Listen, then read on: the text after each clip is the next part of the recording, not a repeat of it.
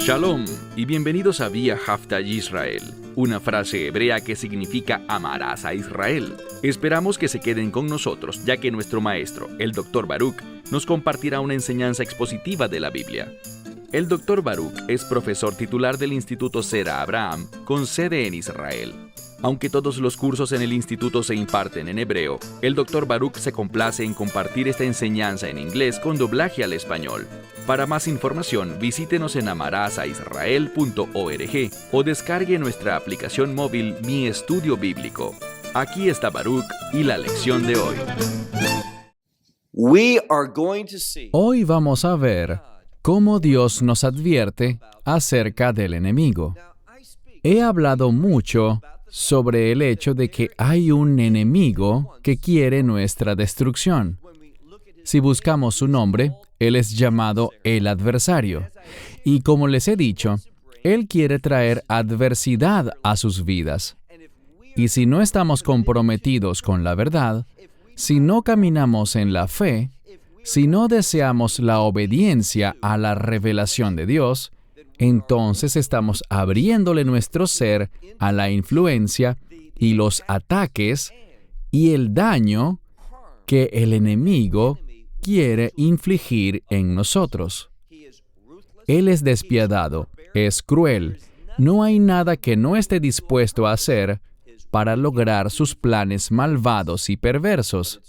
Pero es solo mediante la verdad de Dios, el ministerio del Espíritu Santo, nuestra respuesta a la voluntad de Dios, que podremos tener esa experiencia victoriosa. No al final, sino ahora mismo, en este mundo, para caminar conforme a los objetivos de Dios, para cumplir con sus propósitos y poder tener un testimonio digno de admiración. Bien, toma tu Biblia y busca conmigo 1 Timoteo capítulo 4. En este estudio, solo incluiremos los primeros 5 versículos de este cuarto capítulo. Lo terminaremos Dios mediante luego, pero quiero que nos tomemos un buen tiempo, no mucho, pero sí lo suficiente para analizar estos versículos detenidamente, lentamente, y así poder entender lo que Pablo realmente le está diciendo a Timoteo. Timoteo tenía responsabilidades. Él era un líder joven, pero no era un novato. Aunque era joven en edad, era maduro en la fe. Él tenía mucha experiencia como servidor del apóstol Pablo. Fue educado por él y se hizo adulto como un hombre de Dios, un siervo de Dios. Y noten lo que Pablo le dice en el capítulo 4. Comencemos. Pero el Espíritu. Esa primera palabra que traduje como pero es una conjunción que expresa un contraste. Una de las razones por las que sabemos que estamos empezando un nuevo capítulo es porque ahora se abordará un asunto totalmente diferente. Por tanto, si prestamos atención al lenguaje original, este nos ofrece pistas de cómo a veces los autores de una traducción hacen la división para un nuevo párrafo o un nuevo capítulo, es decir, los que designaron los capítulos y versículos, porque sabemos que históricamente las Escrituras no tenían ningún tipo de puntuación, ni siquiera tenían separaciones entre palabras. No habían capítulos ni versículos. Todo esto lo añadió el hombre para ayudarnos a dar referencias de la Escritura y darle más claridad al texto, separando las palabras de manera que las entendiésemos mejor. Aquí estamos empezando un nuevo capítulo y la razón es que se tratará un asunto nuevo. Y eso nos lo está enseñando esta primera conjunción. En varias Biblias se tradujo como ahora, y no sé por qué, ya que lo correcto es usar la palabra pero, porque se estaba hablando de una cosa y ahora se hablará de algo distinto, algo que va en otra dirección, un asunto nuevo, así que es pero. pero el Espíritu, y el término que sigue normalmente se traduce como manifiestamente, y es una palabra con la que quizá estemos familiarizados. De allí se deriva la palabra griega rema, la cual es otra de las formas para decir palabra en griego. Hay una palabra escrita, una idea, una mentalidad, y en griego se hace referencia a esto mediante una palabra griega totalmente diferente. La palabra es logos, la cual se refiere a un pensamiento, a un modelo, un plan, algo escrito. Mientras que rema es una proclamación que pone en acción lo que estaba escrito. Se toma esa lógica, ese deseo, ese modelo emanado de Dios y se enuncia para que se haga manifiesto. Es muy similar a lo que vemos en Génesis, cuando Dios dice, Vaihi, o hágase la luz, y hubo luz. Así que estamos hablando de algo que está siendo proclamado y que se manifestará. Y eso es lo que Pablo quiere que Timoteo sepa. Sigamos leyendo. Dice, pero, y esto se refiere a que está hablando en contraste con las calificaciones del liderazgo que había hablado en el capítulo anterior. Este es un nuevo asunto. Pero el Espíritu manifiestamente dice. Esto tiene un énfasis. La palabra manifiestamente nos dice que esto es algo que debemos tener en cuenta y ante lo que debemos responder al presentarse. Y vean lo que dice, Espíritu. ¿Cuál es el propósito del Espíritu? Traer orden, el orden divino a nuestra vida. Y Pablo le estaba diciendo a Timoteo y a las congregaciones que están bajo su liderazgo que y veremos esto en un momento, tenemos la frase, que en los tiempos finales. Esta es otra expresión referida a los últimos días. Esto habla de un tiempo de transición. Y creo que hay señales e indicadores proféticos de que estamos acercándonos a ese tiempo de transición, a los últimos días. Y hay muchas cosas que han de pasar. Vemos que están los dolores de parto, las guerras que van a suceder, todas esas hambrunas y pestilencias, terremotos, una variedad de cosas. Lo que debemos entender es que todo esto es para ocasionar inestabilidad y crear confusión. Y a menos de que conozcas la verdad y que te comprometas con la verdad, vas a estar confundido y te alejarás de donde Dios quiere que estés. Eso es lo que el adversario, Satanás, quiere hacer. Él quiere usar esa inestabilidad, hacerte entrar en pánico, hacer que quieras huir y te comportes de una manera que no refleja la confianza y la verdad de la revelación de Dios, para alejarte de la provisión de Dios, de su poder, de su presencia, y hacer que fallemos en vez de que tengamos ese testimonio de santidad. Dice aquí, pero el Espíritu manifiestamente dice que en los últimos días, y luego viene un verbo, es la palabra apostemai. ¿Por qué es importante? Bien, esto significa estar de pie aparte, estar apartado. Es un término que podríamos concebirlo como una partida, una salida. Es una palabra importante y tiene implicaciones en los tiempos finales. ¿Por qué? Pablo usa esta misma palabra en 2 Tesalonicenses capítulo 2, pero en forma de sustantivo, no como aquí que está como un verbo.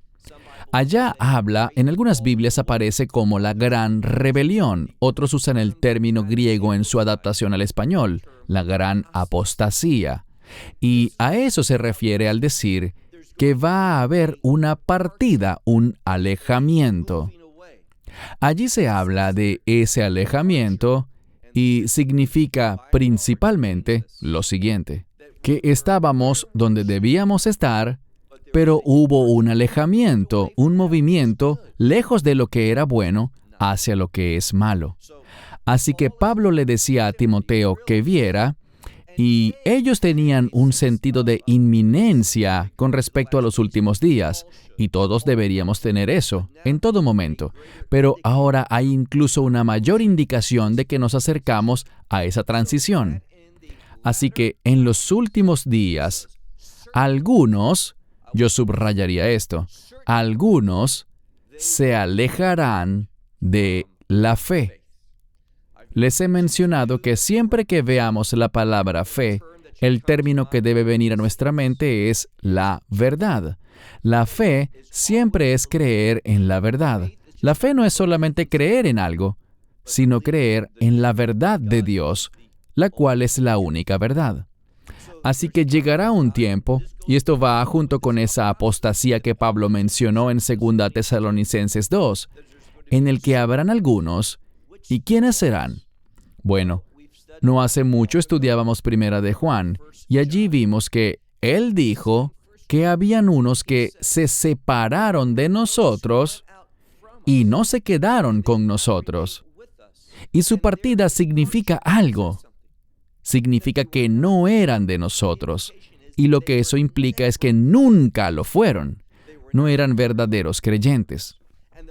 Y el hecho de que no eran verdaderos creyentes se manifiesta con esta partida.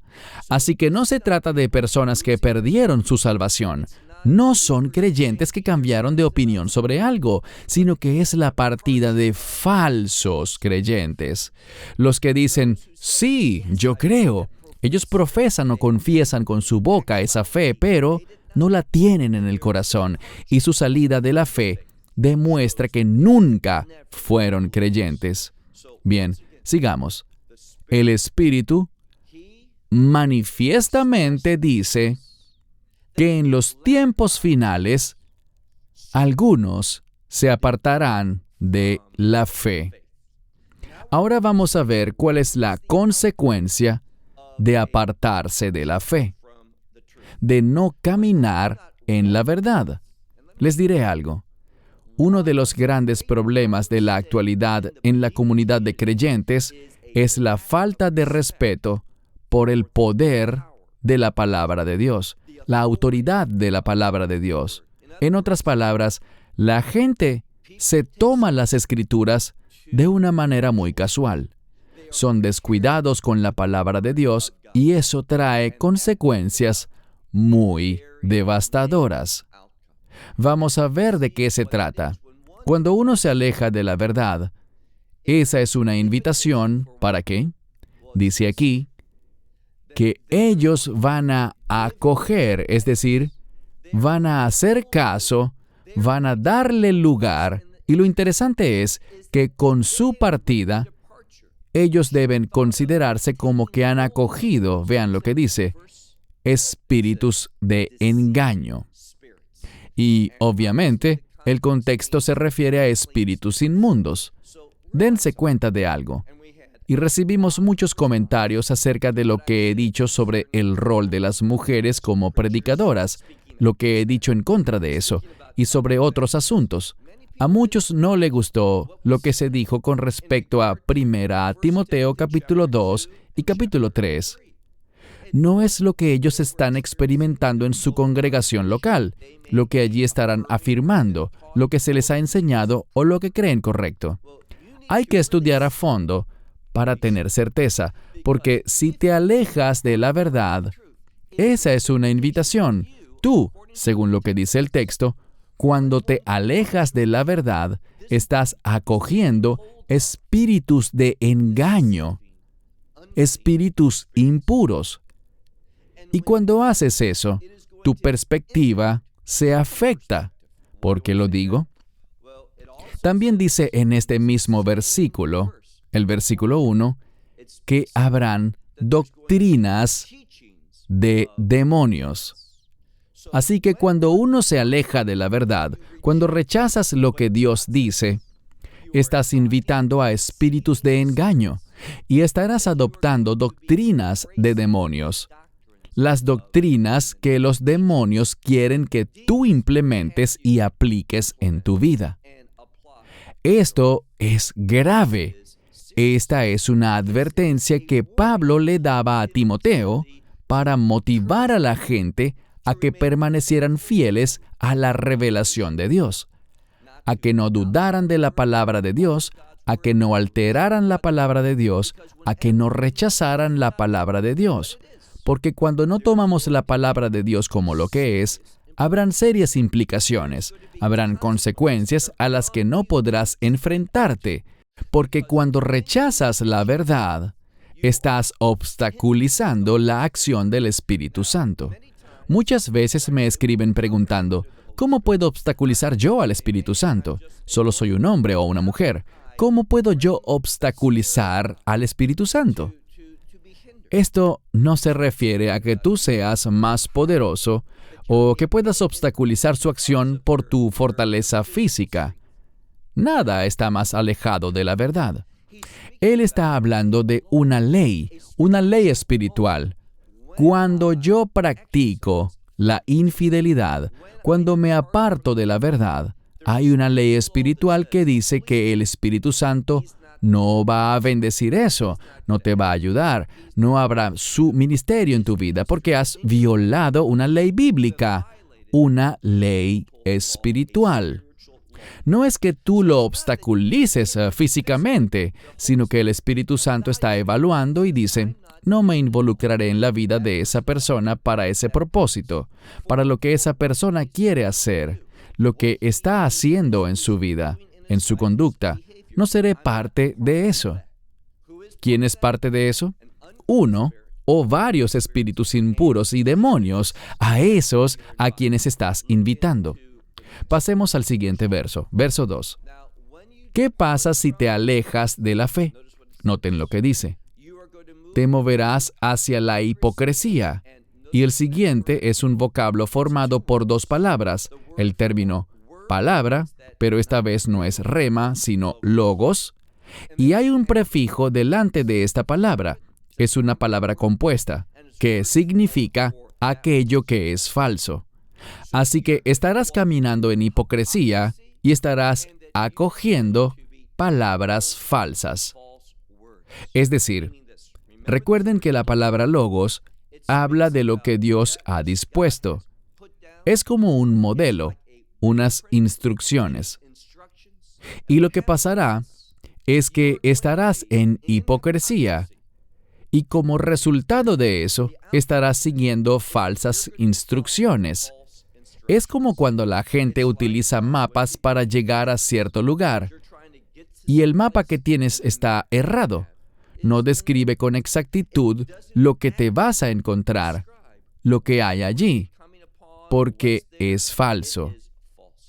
Dense cuenta de que cuando me alejo de la verdad, voy a ver las cosas incorrectamente. Las instrucciones que recibiré, aquello en lo que basaré mis decisiones, todo eso será información defectuosa y falsa. ¿Y a dónde me llevará eso? Me llevará a donde el enemigo quiere que esté, en vez de a donde Dios quiere que esté. ¿Dios quería desde el principio que el pueblo pasara 40 años dando vueltas en el desierto? No quería eso, esa no era su voluntad, pero como ellos lo rechazaron, como ellos se alejaron de sus caminos, de su verdad, pasaron 40 años en el desierto para que esa generación falleciera y cesara de existir. Y no fue sino hasta que hubo una nueva generación, un nuevo pueblo, y eso es lo que debemos ver. Fue un nuevo pueblo, no el mismo, sino uno nuevo, el que entró a la tierra de Israel, que no eran los mismos que habían caminado en desobediencia y en idolatría. Dice aquí que cuando te alejas de la verdad, estás invitando a espíritus de engaño. Adoptarás doctrinas de demonios. Te hallarás miren el verso 2, en hipocresía. Estarás siguiendo palabras falsas, instrucciones falsas. Y vean lo que dice al final del verso 2. Dice, estas personas, está en plural, ellos están cauterizados. ¿Qué significa cauterizados? No ellos como tal, nos lo dirá en un momento. La propia conciencia de ellos. Esto es importante porque nos muestra algo. Al final del verso 2, se hace énfasis en la conciencia. ¿Por qué es importante? Como creyentes, Pablo no nos dijo, caminen según su conciencia. Debemos tener la conciencia limpia, pero no dijo que camináramos según nuestra conciencia. Él dijo, caminen en el Espíritu. Pero estos individuos no tienen al Espíritu Santo. Nunca han tenido al Espíritu Santo. Toda influencia espiritual que están experimentando proviene del enemigo. Proviene de espíritus de engaño. Proviene de influencias demoníacas. Por tanto, debido a su rechazo, recuerden cómo empezamos ese llamado a la adoración que hemos tenido, que está en Deuteronomio capítulo 30, verso 14, que dice que la palabra de Dios está en tu boca, está en tu corazón. En el contexto original, Moisés les leía la verdad de Dios. Ellos estaban hablando, ellos oyeron, ellos conocían la Torá. El problema es que no eligieron la instrucción de Dios.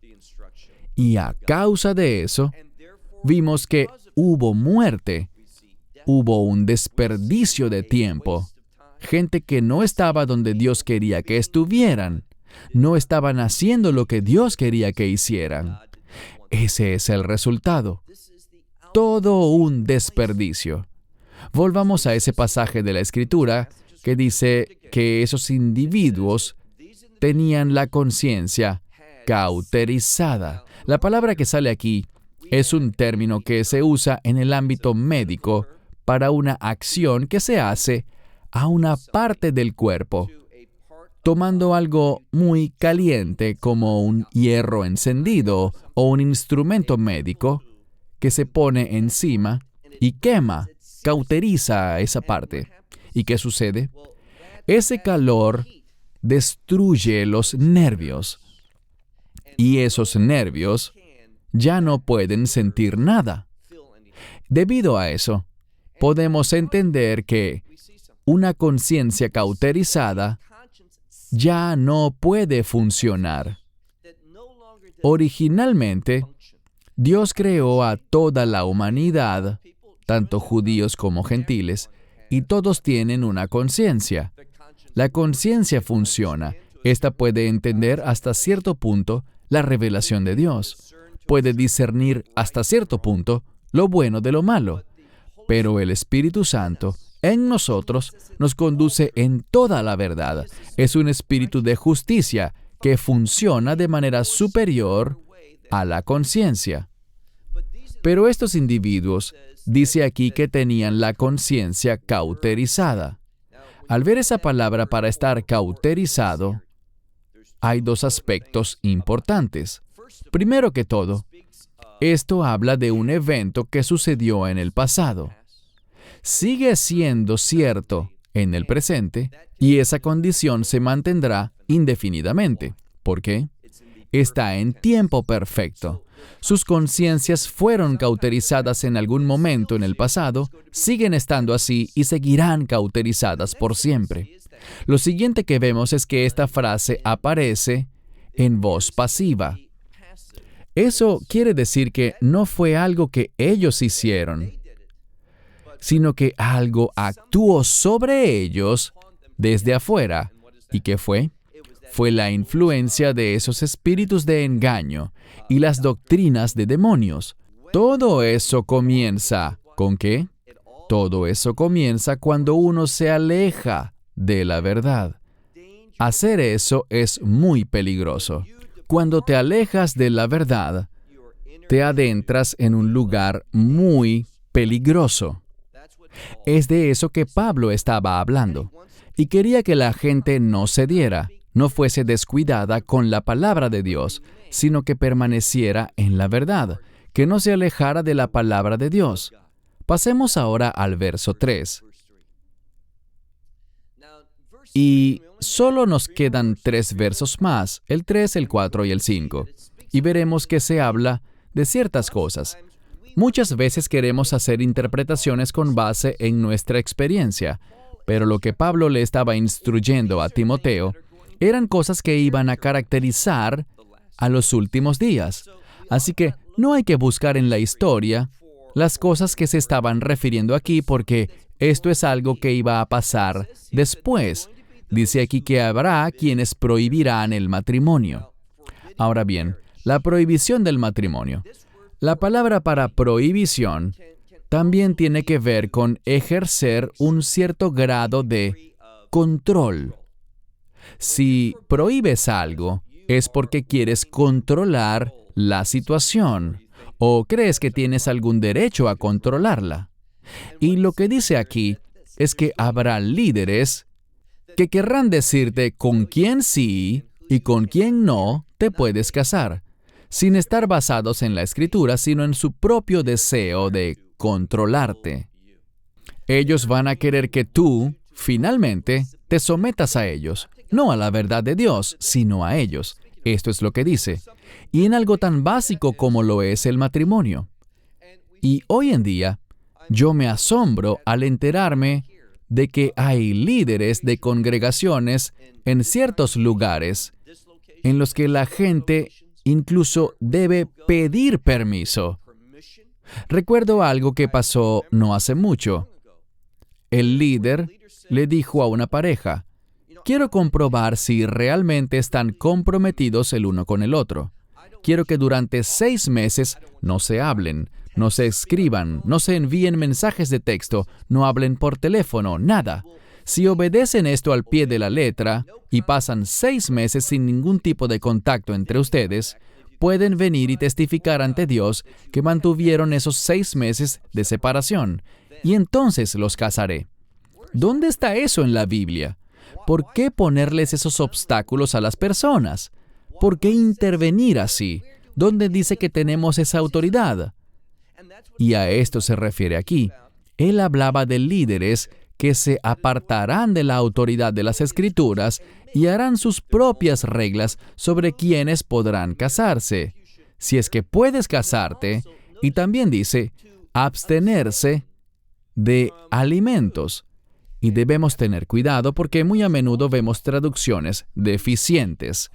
Y esas traducciones deficientes suelen hacerse porque tienen una indiferencia ante la palabra de Dios. Y dijeron lo que ellos querían decir o lo que ellos superficialmente creyeron que decía allí. Muy a menudo los traductores recurren a su bagaje cultural para trasladar el texto bíblico hacia el idioma de destino. Voy a traducir esto de una manera muy literal. Aquí está hablando de no acoger, no recibir alimentos, así que prohíben casarse y podría decirse que se abstendrán de alimentos que Dios creó para ser recibidos. Ahora bien, este es el problema. La gente al leer esto dice lo siguiente. Se trata de un versículo que parece decir lo siguiente, pero no es así. La gente quiere que esta escritura diga, Dios ha creado todos los alimentos para que sean recibidos por nosotros. Pero no dice eso. Si lo lees con atención, dice esto. Dios ha creado, y si tu Biblia dice para ser recibidos, eso está mal. ¿Por qué? Para ser recibidos sería un verbo, pero si revisas bien, verás que este es un adjetivo. Esto es muy importante. Segundo, está la preposición eis, que significa para, antes de ese adjetivo. Así que dice para ser recibidos. Entonces Dios creó alimentos para ser recibidos. No se refiere a todos los alimentos, sino a los alimentos que Dios creó para ser recibidos. Dios ha dicho, esto es alimento, y si vemos, por ejemplo, en Levítico y el libro de Deuteronomio, hay capítulos en los que Dios dice, esto es alimento y esto no lo es. Esto se puede comer y esto no. ¿Quién lo dice? Dios. Y hoy en día la gente ignora eso por completo. No deben hacerlo. ¿Cuál es la metodología de interpretación que dice, bueno, si la Biblia habla del diezmo, diezmamos hoy, cuando el diezmo era para Jerusalén? Hoy no entraremos en ese tema, pero es muy interesante que muchos enseñan sobre el diezmo, y no estoy en contra de eso. Es un principio maravilloso que nosotros como creyentes deberíamos aplicar incluso con mayor generosidad, más compromiso, ser más sueltos con nuestros recursos. Pero es interesante, y hay un pastor en Texas que dice, si no diezmas, estás abriéndole tu vida a los demonios.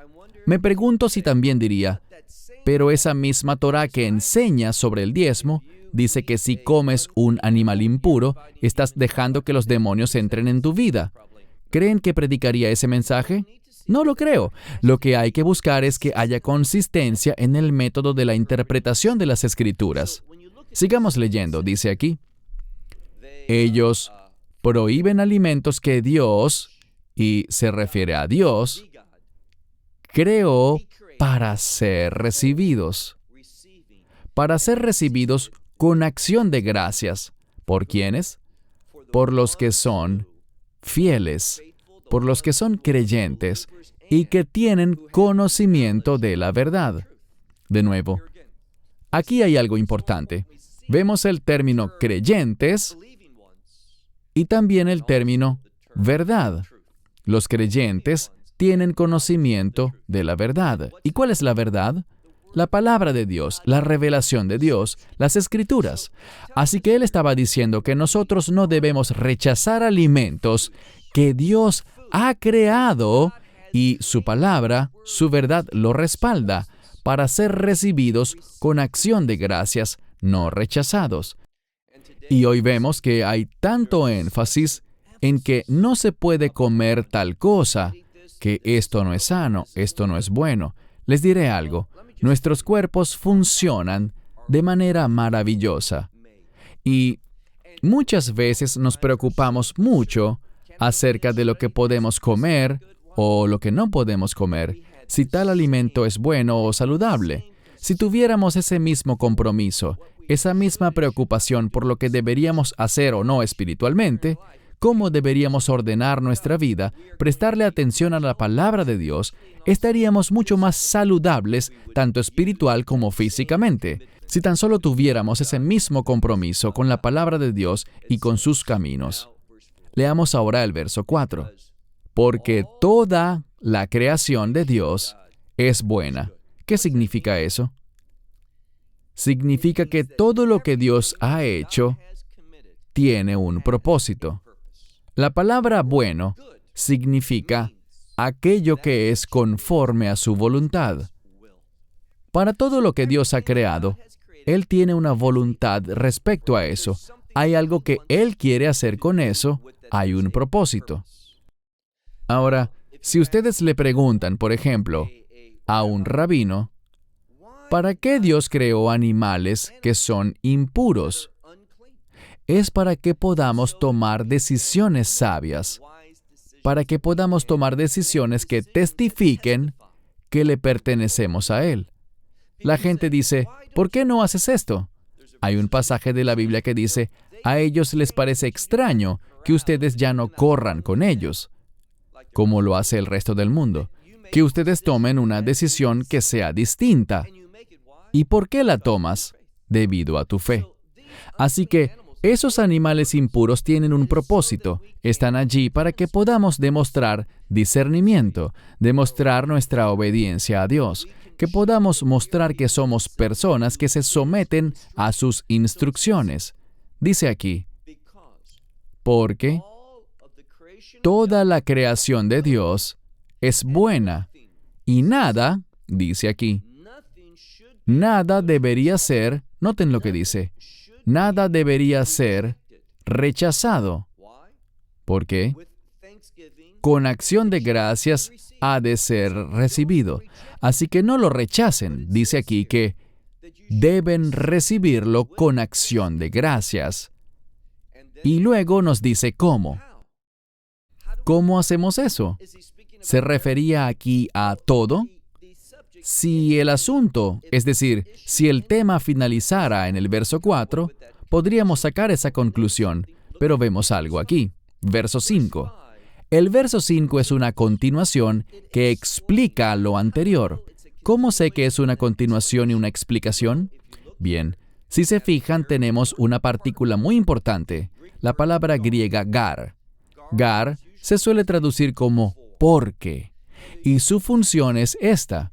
Luego de decir algo, esa palabra griega gar identifica que se hará otra afirmación que está relacionada con lo que se acaba de decir. Así que el asunto no ha finalizado en el verso 4. La idea continúa. Sigamos leyendo. Dice, porque toda la creación de Dios es buena, y nada es, esta palabra que viene significa rechazado, sino que más bien es recibido con acción de gracias. Porque, fíjense en lo que dice, último verso de hoy, el 5. Porque es santificado. Esto está en voz pasiva, es decir, que algo causa que sea santificado.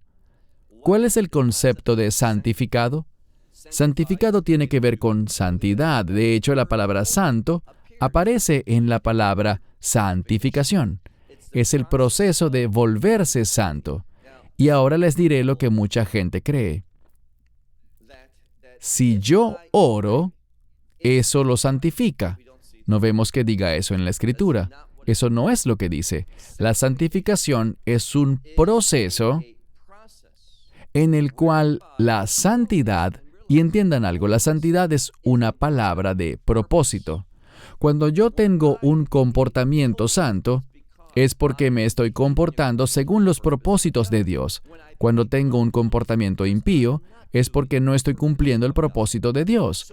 Así que cuando dice que es santificado, debemos entender que habla de propósito. Y vean lo que dice aquí. Hay que leer todo el texto y comprender las partes del versículo y lo que esas partes aportan para un correcto entendimiento. Dice aquí, porque es santificado a través de la palabra de Dios. Así que me doy cuenta del propósito. Todo lo que Dios creó es bueno, pero no entiendo el propósito intrínseco. Es decir, yo no conoceré el propósito, cómo responder ante eso, cuál es la utilidad que eso tiene para Dios, a menos de que conozca su palabra. Así que allí mismo nos está diciendo que todo lo que Dios creó tiene un propósito, es bueno, pero es solo a través de la revelación de su palabra que yo puedo afirmar el propósito. Afirmar el propósito de Dios es la santificación. Eso es lo que es, someterse a los propósitos de Dios. Él dijo aquí, todo lo que Dios creó es bueno, tiene un propósito, y no debería ser descartado o rechazado a la ligera, sino que más bien nos dice que debe ser recibido con acción de gracias. Darle la bienvenida, entender que tiene un propósito, dándole gracias a Dios por lo que Él ha hecho. Y luego nos dice, porque esa cosa, lo que debes hacer con ella, su propósito, es revelado, es santificado por la palabra de Dios y por la oración. Es decir, es necesario que yo aborde la palabra de Dios, su revelación, en oración. Esto significa que debo ponerme en la presencia de Dios. La oración es eso. La oración es cuando uno dice, Dios, estoy invitando, estoy pidiendo, estoy deseando que se ilumine tu revelación. Verán, la oración no es solamente que yo me ponga a decirle a Dios lo que yo quiero, lo que deseo, lo que quiero que Él haga. Eso no es orar. Puedes decirle a Dios tus súplicas, pero una parte muy importante de la oración es escuchar a Dios. Así que nos encontramos con su palabra y también queremos su iluminación. ¿Por qué? Para saber cómo responder ante algo determinado, sea lo que sea. Ahora bien, los alimentos, y concluiré con esto. Los alimentos son algo que manejamos todo el tiempo. 3 veces al día, desayuno, almuerzo y cena. Algunos bocadillos entre comidas y esas cosas. Pero los alimentos, lo que comemos y bebemos, es algo constante durante el día. Y una de las razones por las que Dios nos da instrucciones, las leyes alimentarias, es porque eso nos acompaña durante todo el día, toda la semana, todo el mes. En otras palabras, por toda la vida. Y esas leyes alimentarias nos indican algo.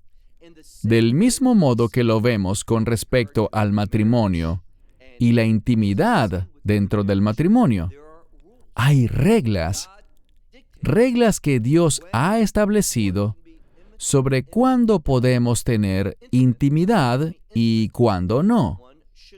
No analizaremos eso ahora, porque no es el tema al cual estamos refiriéndonos, pero hay veces en las que Dios prohíbe que el marido y la mujer se unan.